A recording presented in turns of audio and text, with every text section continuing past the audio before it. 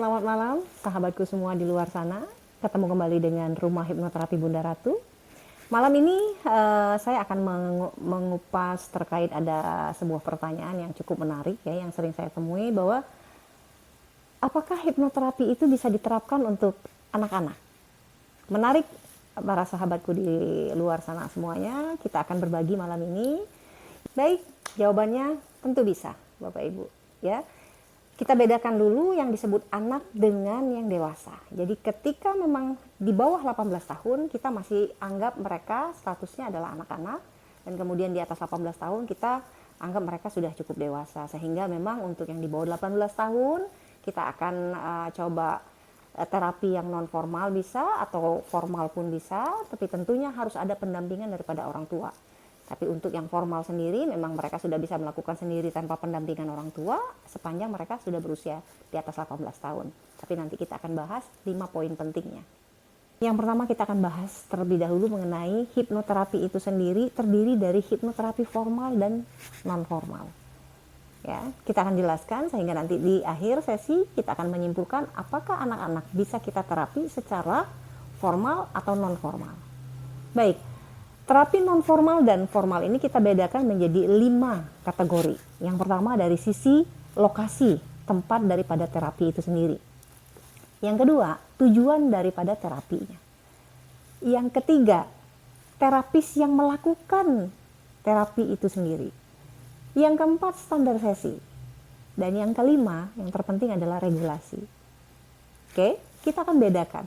Dari kelima hal yang tadi saya sampaikan, bahwa yang pertama adalah lokasi daripada terapi untuk yang formal. Tentu saja ketika kita berbicara terapi formal, memang harus dilakukan di tempat-tempat yang memang sudah memiliki izin, atau klinik-klinik terapi, atau rumah terapi istilahnya, atau apapun itu, tapi yang memang sudah memiliki izin resmi. Sementara untuk yang non formal, kita bisa lakukan di rumah atau di lingkungan pribadi, tentunya akan lebih fleksibel lagi untuk yang non formal. Kemudian dari sisi terapisnya sendiri, kita bicara poin yang kedua. Terapisnya sendiri untuk yang formal, tentu saja Bapak Ibu saya himbau untuk melakukan terapi kepada hipnoterapis yang memang sudah memiliki sertifikasi lisensi ya. Jadi memang harus kita lihat apakah terapisnya sudah memiliki sertifikat profesi, ataukah sudah lulus uji kompetensi dari lembaga sertifikasi kompetensi itu sendiri. Dan juga tentu saja yang paling penting adalah sudah angkat sumpah atau sudah melakukan sumpah profesi terhadap profesi dari hipnoterapis itu sendiri, dari lembaga yang memang berkompeten dan diakui oleh negara. Kemudian untuk yang non formal sendiri, terapinya bisa dilakukan oleh yang memang praktisi non sertifikasi. Apa sih yang disebut praktisi non sertifikasi? Contoh, bisa dilakukan oleh orang tuanya, atau bisa dilakukan oleh praktisi-praktisi yang mungkin baru memulai untuk menggeluti dunia hipnoterapi.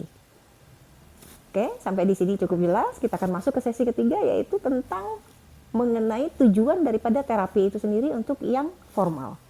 Tentu saja untuk formal akan lebih detail tujuan yang akan kita ambil, tujuan yang akan kita capai di akhir sesi terapi itu. Jadi memang harus ada tujuan utamanya yang memang kita gali dengan cara-cara profesional untuk bisa mengetahui apa outcome-nya yang akan kita capai. Untuk non formal, terapi yang bisa kita lakukan untuk yang non formal ini biasanya kita lakukan untuk pengembangan diri atau hal-hal yang cukup ringan. Biasanya itu bisa dilakukan oleh tenaga-tenaga praktisi yang memang belum tersertifikasi, atau mungkin praktisi-praktisi yang memang baru memulai untuk mengikuti kelas-kelas hipnoterapi ini sendiri, atau mungkin juga dilakukan oleh orang-orang terdekat atau oleh orang tuanya yang kita berikan beberapa tips dari hipnoterapis yang memang sudah tersertifikasi. Kemudian untuk poin keempat, kita akan bahas terkait dengan struktur dari sesi hipnoterapinya sendiri.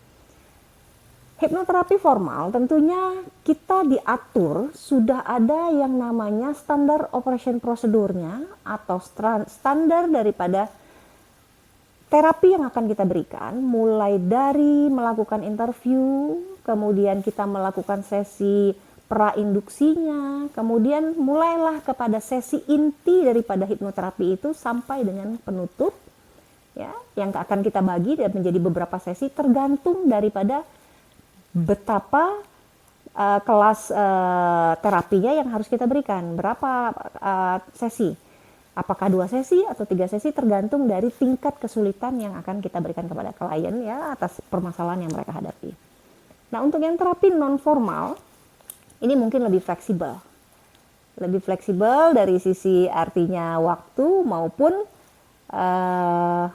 artinya sesinya. Jadi kita akan lihat pantau dari orang-orang yang melakukan ini untuk kita lihat bagaimana hasil daripada terapi non formal ini sendiri. Kemudian dari sisi yang terakhir kita bahas akan dari sisi regulasi.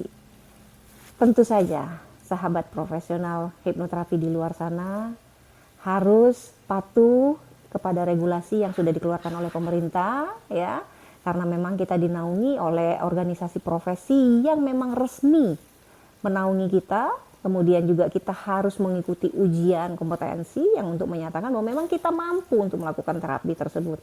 Jadi Bapak Ibu, ini penting sekali untuk Bapak Ibu ketahui agar kita tidak salah di dalam mengumbar mengenai masalah pribadi kita kepada orang-orang yang mungkin tidak profesional, yang akhirnya akan menimbulkan permasalahan baru dan membuat artinya masalah kecemasan itu malah semakin bertambah. Jadi pesan saya, carilah terapi yang profesional yang memang sudah tersertifikasi. Kemudian untuk yang non formal mungkin kita tidak terikat dengan regulasi yang ketat karena memang mereka belum melampaui artinya sertifikasi yang harusnya mereka terima. Hanya melakukan terapi-terapi ringan. Saya rasa ini semua bisa dilakukan oleh yang tadi saya sampaikan di atas dari 5 poin tersebut. Mudah-mudahan apa yang saya sampaikan malam hari ini bisa bermanfaat buat sahabat semua di luar. Sekali lagi, silakan hubungi terapi profesional yang mungkin Bapak Ibu butuhkan ketika Bapak Ibu memerlukan terapi terkait dengan kesehatan mental agar kita semua sehat mental kita, bahagia, sukses selalu. Terima kasih, selamat malam.